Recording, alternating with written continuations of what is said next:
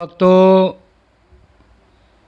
धर्मयुद्ध महाभारत के 14वें दिन की रात्रि के युद्ध में आप कविता सुनिए।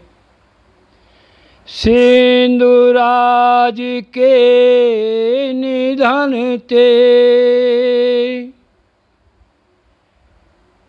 को द्रुभय कुरराज,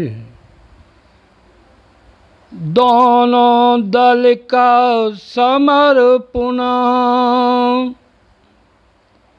छिड़ा रात्रि आज। भीम पुत निश्चर प्रबल, भयो कुद रिपुपाय, और निशा माया रची, भीड़ों कर्ण से जाए। भयो कर्ण बेहाल जब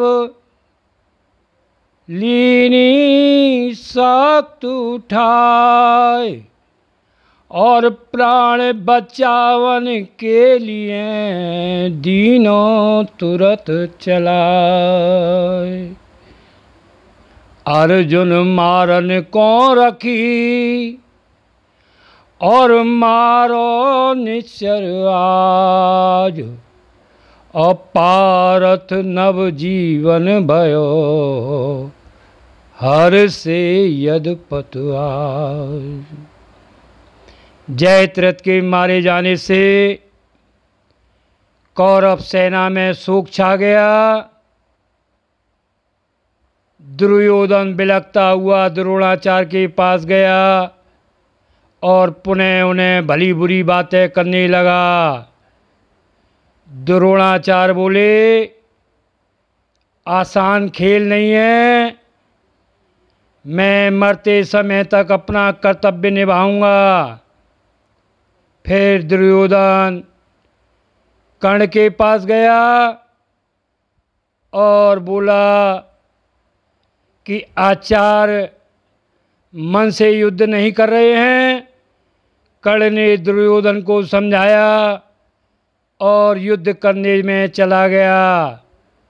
रात्रि में दोनों ओर से घमासान युद्ध होने लगा।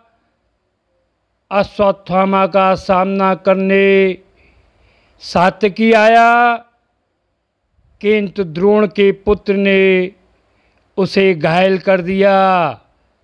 उसके बाद घटोत्कच अश्वत्थामा के सामने आ गया। अंत में घटोत्कच मूर्छित हो गया और पृथ्वी पर गिर पड़ा। पांडव सेना भागने लगी। उसके बाद पांडवों ने द्रोणाचार्य को चारों ओर से घेर लिया। आचार्य पांडवों को रोकने में समर्थ नहीं हुए। तब दुर्योधन ने कर्ण से कहा, वीर अब तुम ही समर्थ हो। कर्ण बोला, धैर्य धारण करो, मैं अभी पांडव सेना का नाश करता हूँ। कर्ण की बात सुनकर कृपाचार्य बोले, यह कौरव सभा नहीं है जो तू डीग मार रहा है। कृपाचार्य की बात सुनकर कर्ण बोला, नाना जी, शूरवीर सदा गरजते हैं, तुमने मेरा अपमान किया है, मैं तुम्हारी जीभ काट लूँगा। अश्वत्थामा को मामा का अपमान सहन नहीं हुआ। वह तलवार लेकर कर्ण के ऊपर झपटा। उसी समय दुर्योधन ने दोनों को समझा दिया। कृपाचार्य भी क्षमा करके युद्ध करने के लिए चले गए। अर्धरात्रि समाप्त हो चुकी थी। उसके बाद कृष्ण ने प्रस्ताव रखा कि घटोत्कच राक्षसी स्वभाव का है और वह अंधेरे में भयंकर युद्ध कर सकता है। यदि वह रात को कौरवों पर आक्रमण करे तो कर्ण को अमोघ शक्ति चलानी होगी। उसके बाद घटोत्कच ने रात्रि में ही कौरवों पर हमला कर दिया।